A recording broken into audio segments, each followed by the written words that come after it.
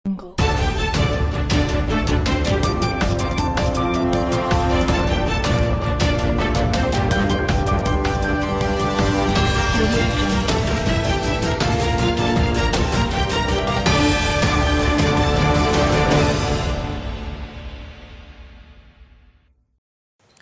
కొత్తగా Andhra Pradesh electronics components manufacturing policy 4.0 ఏదైతే IT ENC శాఖ చేసిన ప్రతిపాదనని రాష్ట్ర మంత్రి మండలి ఆమోదించిందని చెప్పేసి మనం చేస్తాను.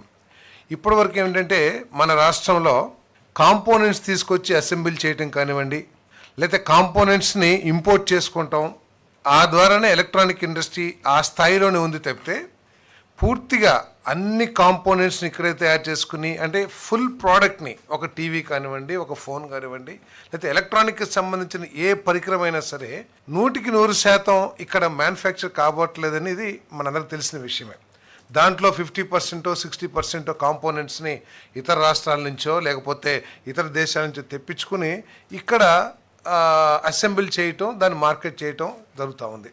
ఈ పాలసీ ద్వారా ఈ ఎలక్ట్రానిక్ ఇండస్ట్రీని అభివృద్ధి చేయాలనేది ఈ పాలసీ యొక్క లక్ష్యం అని చెప్పేసి మనం చేస్తాను. నేను ఈ పాలసీ లేకపోవటం మూలంగా కేంద్ర ప్రభుత్వం ఈ ఎలక్ట్రానిక్ ఇండస్ట్రీస్కి కేటాయించిన ఇన్సెంటివ్స్ని కానివ్వండి, లేకపోతే నిధులు కానివ్వండి, డ్రా చేయటానికి మన రాష్ట్రానికి తగు అవకాశాలు లేకపోయినాయి అని చెప్పేసి కూడా ఈ సందర్భంగా మనం చేస్తాను. ఇక్కడ ఎలక్ట్రానిక్ పాలసీని తీసుకొచ్చి గుజరాత్, ఉత్తరప్రదేశ్, తమిళనాడు చాలా లబ్ధి పొందడం కూడా జరిగింది. మరి ఈ పాలసీ తీసుకురావడం మూలంగా రాబోయే సంవత్సరాల్లో $100 to $150 బిలియన్ బిజినెస్ మన వ్యాపారం మన రాష్ట్రంలో జరుగుతుందని చెప్పేసి కూడా నేను మనవి చేస్తాను.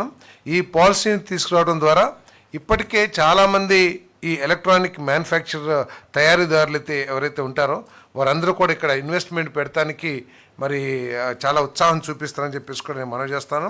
మరి వారు ఇక్కడ ఇండస్ట్రీ పెడతాం ద్వారా ఈ పాలసీ ఉండటం మూలంగా కేంద్ర ప్రభుత్వం నుంచి కానివ్వండి, రాష్ట్ర ప్రభుత్వం నుంచి కానివ్వండి అనేక ఇన్సెంటివ్స్ని పొందటానికి అవకాశం వస్తుందని చెప్పేసి కూడా మనవి చేస్తాను.